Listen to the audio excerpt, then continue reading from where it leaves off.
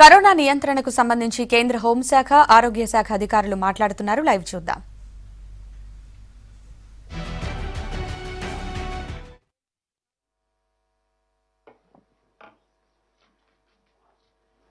गृह मंत्रालय ने आपदा प्रबंधन अधिनियम के अंतर्गत इंटर मिनिस्टीरियल सेंट्रल टीम्स का गठन किया था, जिन्होंने अलग अलग राज्यों और जिलों में पहुंचकर अपना कार्य प्रारंभ कर दिया है। आज मैं आपके साथ गुजरात में जो दो टीम्स अहमदाबाद और सूरत गई हैं, उनका फीडबैक साझा करूंगी। सूरत में आईएमसीटी ने पाया कि प्रशासन आधुनिक तकनीकों का उपयोग करके केसेस की पहचान और ट्रैकिंग कर रही है। प्राइवेट और सरकारी अस्पतालों और शहरी स्वास्थ्य केंद्रों का data, door to door survey, active surveillance, Gemini mobile app इत्यादि का डेटा जीआईएस मैप पर प्लॉट करके इसकी डिटेल्ड एनालिसिस कर रही है, जिससे कि आगे की कार्यवाही तय कर सके। आईएमसीटी ने पाया कि प्रशासन एक्सटेंसिव टेस्टिंग कर रही है, जिससे कि कोविड प्लस केसेस की पहचान आरंभिक चरण ही में हो जाए। सूरत नगर निगम का वॉर रूम और एक स्पेशल टीम ऑफ डॉक्टर्स इसी काम में जुटे हुए हैं। आईएमसीटी ने hospitals, containment zones, testing facilities इत्यादि का भी दौरा किया। उन्होंने पाया कि अधिकांशतः लॉकडाउन के नियमों का पालन हो रहा है।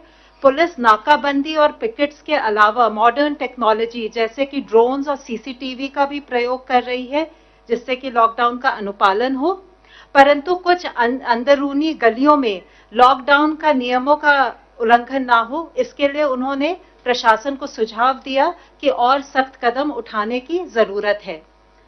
सूरत में प्रवासी श्रमिकों के लिए प्रशासन, एनजीओज और इंडस्ट्रीज ने मिलकर फूड पैकेट्स और राशन किट्स का इंतजाम किया है। यह प्रशंसनीय है कि वितरण के समय सभी सोशल डिस्टेंसिंग के प्रोटोकॉल का बहुत अच्छी तरह अनुपालन करते हैं। आईएमसीटी ने प्रशासन को सुझाव दिया है कि श्रमिकों के साथ कोविड-19 के बारे में जो जानकारी है, उसको उन्हीं की भाषा में साझा करें। आईएमसीटी ने प्रशासन के साथ, जनप्रतिनिधियों के साथ, इंडस्ट्री एसोसिएशन के साथ भी विचार विमर्श किया है, खासकर टेक्सटाइल और डायमंड इंडस्ट्रीज जो श्रमिकों का मेजर सोर्स ऑफ एम्प्लॉयमेंट है। ज्यादातर श्रमिकों को पिछले महीने की तनख्वाह प्राप्त हो चुकी है।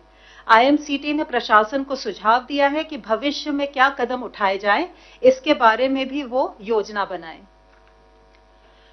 जो हमारी आईएमसीटी अहमदाबाद गई है, उसने वहां पे हॉस्पिटल का, केयर सेंटर का, ब्लड डोनेशन कैंप का, शेल्टर होम्स का, प्राइमरी हेल्थ सेंटर इत्यादि का दौरा किया है। उन्होंने जो हाईवेज पर चेक पॉइंट्स लगे हुए हैं और जो क्वारंटाइन क्लस्टर्स के एंट्री पॉइंट्स हैं, उनका भी मुआयना किया। उन्होंने पाया कि क्वारंटाइन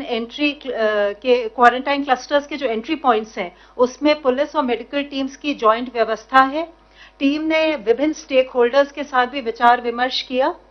सिविल हॉस्पिटल के विजिट के दौरान उन्होंने पेशेंट्स के रिश्तेदारों के साथ बातचीत की।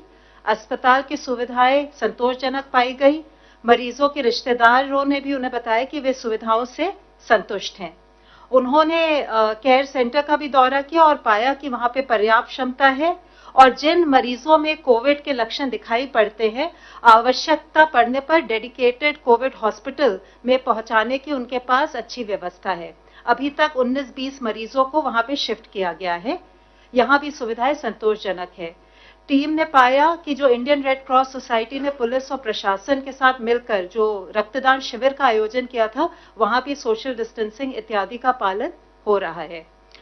सर्वेलेंस और वल्नरेबल पॉपुलेशन की पहचान के लिए प्रशासन ने काफी कदम उठाए हैं। उन्होंने हाउस टू हाउस सर्वे किया है, इलेक्टोरल रोल का डेटा यूज किया, प्रोजेक्ट लाइफलाइन का डेटा, निक्षय का डेटा, टेको प्लस डेटा इत्यादि के माध्यम से उन्होंने वल्नरेबल लोगों की पहचान की है और उनकी टेस्टिंग चल रही है।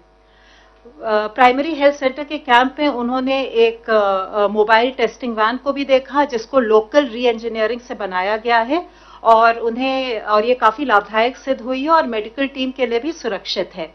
आईएमसीटी ने सुझाव दिया है कि राज्य सरकार केंद्रीय सरकार की सहायता लेकर सरदार वल्लभ भाई पटेल अस्पताल में एक मल्टी डिसिप्लिनरी रिसर्च यूनिट की स्थापना करे, जहां उपकरणों की कोविड टेस्टिंग के लिए फैसिलिटीज डेवलप की जा सकती हैं।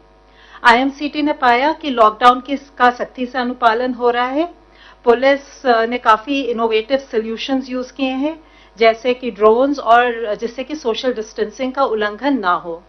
उन्होंने काथवाड़ा और नरोड़ा के शेल्टर होम्स का दौरा किया।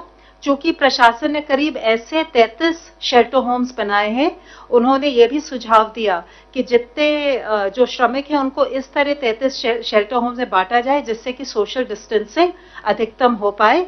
यहाँ सारे शेल्टर होम्स में सुविधाएं अच्छी उपलब्ध थी और योगा और अन्य एंटरटेनमेंट की भी सुविधाएं थी। एक अनूठा उन्होंने प्रयोग पाया अहमदाबाद में। जो ग्रामीण एरिया है वहां हर ग्राम पंचायत में एक ग्राम योद्धा समिति का गठन किया गया है। ग्राम योद्धा समिति में सरपंच है, विलेज हेडमैन है, हेल्थ वर्कर है, हेडमास्टर है, तलाटी इत्यादि हैं। ये समिति जो है लॉकडाउन का पालन करते हुए गांव में राशन, सब्जी, दवाइयां इत्यादि को डोर स्टेप पे डिलीवर करती है। इसके अलावा वो आवाजाही पे और लॉकडाउन के नियमों के पालन पर भी नजर रखती है। आईएनसीटी का सुझाव है कि इस इनिशिएटिव को बाकी राज्यों द्वारा भी अपनाया जा सकता है। आईएमसीटी ने यह भी पाया कि जो सनंद इंडस्ट्रियल बेस है वहां पे फार्मा इंडस्ट्रीज चालू हैं और अब ऑटोमोबाइल यूनिट्स भी चालू हो गई हैं जो करीब 50% क्षमता पर काम कर रही हैं और 50,000 में से करीब 30,000 मजदूर काम पर वापस आ चुके हैं। आईएमसीटी ने वरिष्ठ अधिकारियों के साथ बैठक की और अपने सारे सुझाव उनके साथ साझा किए। हमारा पूरा विश्वास है कि केंद्र और राज्य सरकारों के संगठित प्रयासों से हम कोविड-19 के विरुद्ध जो हमारा अभियान है उसमें सफल होंगे। धन्यवाद। Health ministry representative please. पिछले एक दिन में अगर हम देखें तो देश में 1543 नए केसेज आए हैं, जिससे कि हमारे टोटल कंफर्म केसेज की संख्या अब 29,435 हो चुकी है। और अगर हम देखें कि जो हमारे केस एक्टिव मेडिकल सुपरविजन में हैं तो उनकी संख्या 21,632 है। अब तक पिछले 24 घंटे में 684 patients have been found cured, जिससे कि हमारा टोटल लोग जो क्योर हुए हैं वह संख्या 6,868 हो चुकी है। इससे हमारा रिकवरी रेट करीब 23.3% इस टाइम में समय हो गया है, जो कि एक बहुत ही प्रोग्रेसिव इंक्रीज है। मैं आप लोगों की दृष्टि में लाना चाहूंगा। आज देश में 17 ऐसे जिले हैं जहां पर पहले केस आए थे लेकिन पिछले 28 दिनों से कोई नया केस रिपोर्ट नहीं हुआ है। इन जिलों में एक जिले की बढ़ोतरी हुई है, जैसे कि कल बताया था हमने आपको, और एक जिला ड्रॉप हुआ है, यानी कि 2 जिले ऐड हुए हैं और एक जिला ड्रॉप हुआ है। जो जिले ऐड हुए हैं वह है कलिम्पोंग वेस्ट बंगाल में, वायनाड केरला में, और जो जिला जहां पर एक एडिशनल केस आया है वह है लखीसराय बिहार में। इसका सीधा तात्पर्य यही है कि हमें कांस्टेंट विजिल मेंटेन रखने की आवश्यकता है। किसी भी जिले में, किसी भी स्टेट में जब हम कार्य करें तो वहां पर किसी भी तरह की रिलैक्सेशन ना हो। आज माननीय स्वास्थ्य मंत्री जी ने वीडियो कॉन्फ्रेंस के द्वारा डिपार्टमेंट ऑफ बायोटेक्नोलॉजी और उनके 18 ऑटोनोमस बॉडीज और साथ में उनसे संबंधित पीएसयूज के डायरेक्टर्स के साथ रिसर्च के बारे में समीक्षा की। उन्होंने मेक इन इंडिया के तहत antibody detection kits, real time PCR based detection kits और कोविड-19 के लिए वैक्सीन के डेवलपमेंट को फास्ट ट्रैक करने के लिए कहा। माननीय स्वास्थ्य मंत्री जी ने आज दिल्ली के लेफ्टिनेंट गवर्नर साहब, दिल्ली के स्वास्थ्य मंत्री, कॉरपोरेशन कमिश्नर्स, दिल्ली के सभी जिलों के डीएम्स और डीसीपीज, सेंट्रल और स्टेट के जितने हमारे हॉस्पिटल्स हैं उनके डायरेक्टर्स के साथ भी कोविड सर्वेलेंस के करंट स्टेटस का दिल्ली और आसपास के प्रांतों से संबंधित रिव्यू किया। स्वास्थ्य मंत्रालय ने वेरी माइल्ड या प्री सिम्टोमेटिक पेशेंट्स के लिए होम आइसोलेशन पर दिशा निर्देश जारी किए हैं। जिन पेशेंट्स के पास सेल्फ आइसोलेशन के लिए उनके रेजिडेंस पर रेक्विजिट फैसिलिटी है, उनके पास इस होम आइसोलेशन के लिए ऑप्शन होगा। ये प्रेजेंट गाइडलाइंस जो हमने इशू की हैं, यह गाइडलाइंस 7 अप्रैल को जो हमने इससे पहले सस्पेक्टेड और कंफर्म केसेस को मैनेज करने से संबंधित गाइडलाइन थी, उनके एडिशन में है। होम आइसोलेशन की ये जो गाइडलाइंस हैं, इसमें कुछ एलिजिबिलिटी कंडीशंस हैं, जैसे कि पेशेंट को सेल्फ आइसोलेशन पर एक अंडरटेकिंग को भरना होगा। मेडिकल ऑफिसर द्वारा व्यक्ति को क्लिनिकली या तो वेरी माइल्ड केस या प्री सिम्टोमेटिक केस डायग्नोस करना होगा। उन्हें मोबाइल पर आरोग्य सेतु एप्लीकेशन को डाउनलोड करते हुए उसको निरंतर उपयोग करना होगा। उनके पास सेल्फ आइसोलेशन के लिए और उनके फैमिली कॉन्टैक्ट्स को प्रॉपर क्वारंटाइन करने के लिए रिक्वायर्ड फैसिलिटी होनी चाहिए। 24/7 बेसिस पर देखभाल करने के लिए उनके पास एक केयर गिवर अवेलेबल होना चाहिए और केयर गिवर और हॉस्पिटल के बीच में एक प्रॉपर कम्युनिकेशन लिंक स्टैब्लिश होना चाहिए। केयर गिवर और उनके जितने भी क्लोज कॉन्टैक्ट हैं उनको हाइड्रोक्सिल क्लोरोक्विन प्रोफाइलैक्सिस के रूप में लेना होगा। पेशेंट अपनी हेल्थ को मॉनिटर करने के लिए एग्री करें और डिस्ट्रिक्ट सर्विलेंस ऑफिसर को अपने हेल्थ स्टेटस के बारे में रेगुलरली इन्फॉर्म करते रहें। उनको तुरंत मेडिकल अटेंशन लेनी चाहिए इन केस कि अगर उनको ब्रीदिंग डिफिकल्टी या चेस्ट में कोई पेन या प्रेशर हो या लिप या फेस पर कोई ब्लूइश डिस्कलरेशन डेवलप हो या कोई ट्रीटिंग मेडिकल ऑफिसर की एडवाइस हो तो वो अपने होम आइसोलेशन से निकलकर रिक्वायर्ड हेल्थ फैसिलिटी में जाएं। होम आइसोलेशन जब तक कि क्लिनिकल सिम्टम रिजॉल्व ना हो जाए या साथ में टेस्टिंग के द्वारा वह पेशेंट नेगेटिव ना पाया जाए तब तक कंटिन्यू करना होगा। इसके लिए बहुत जरूरी है कि पेशेंट जब अपने घर पर रहें तो पेशेंट हर समय ट्रिपल लेयर मेडिकल मास्क का उपयोग करे, एक आइडेंटिफाइड रूम में ही रहें और घर के अन्य लोगों से दूर रहें, विशेषकर बुजुर्गों से या उन लोगों से जिनको कोई मॉर्बिड कंडीशन है जैसे हाइपरटेंशन, कार्डियोवास्कुलर डिजीज या रीनल डिजीज एक्सेट्रा। वह घर के अन्य लोगों से कोई अपना पर्सनल आइटम शेयर न करें और जिन सरफेसेस पर हम ज्यादातर टच करते रहते हैं उनको रेगुलरली क्लीन करते रहें। साथ ही जैसे कि अभी कहा है कि उनको ध्यान रखने के लिए केयर गिवर होना चाहिए। वह केयर गिवर भी जब उनकी देखभाल करे तब एक ट्रिपल लेयर मास्क का इस्तेमाल करे। पेशेंट के बॉडी फ्लूइड के साथ उस केयर गिवर का कोई डायरेक्ट कांटेक्ट ना हो, विशेष रूप से ओरल या रेस्पिरेटरी सिक्रीशन, और पेशेंट को संभालते समय केयर गिवर को डिस्पोजेबल ग्लव्स का उपयोग करना चाहिए। पेशेंट द्वारा उपयोग की गई सरफेसेस, कपड़े या लिनन की सफाई या हैंडलिंग करते समय भी ट्रिपल लेयर मास्क या डिस्पोजेबल ग्लव्स का उपयोग होना चाहिए।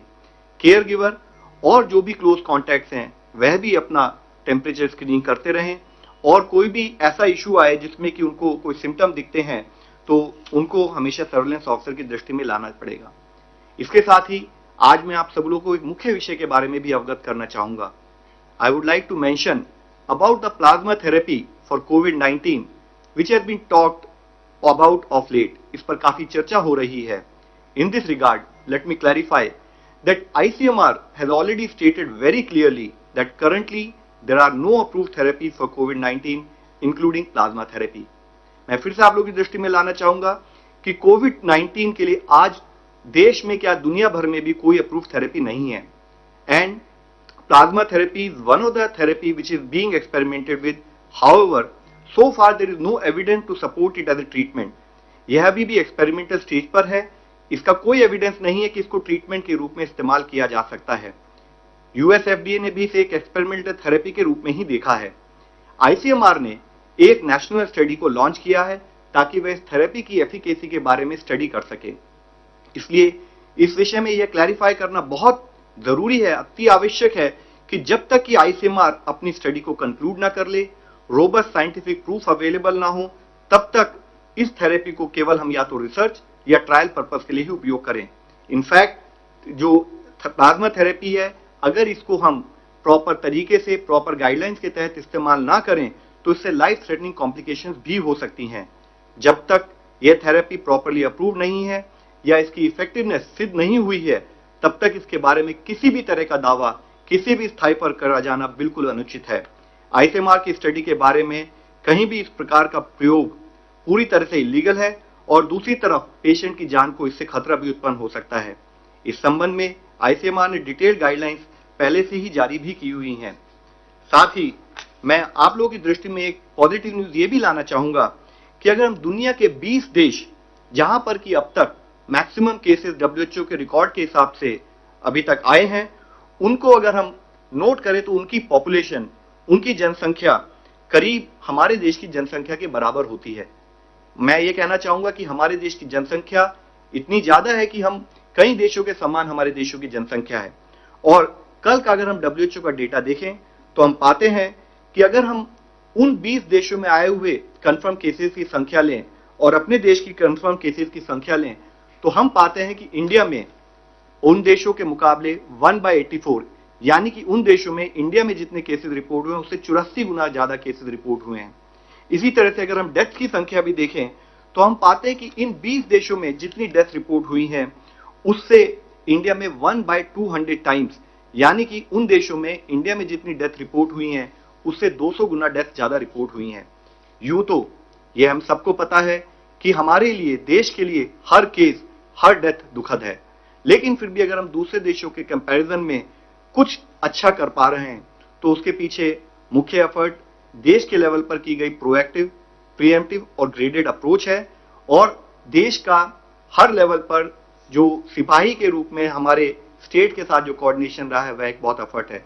और उससे भी सबसे ज्यादा धन्यवाद के पात्र हैं हमारे देश के वो नागरिक जो लॉकडाउन को स्ट्रिक्टली फॉलो कर रहे हैं, और वह फ्रंटलाइन वर्कर्स जो अपनी जान जोखिम में डालकर लोगों की देखभाल कर रहे हैं।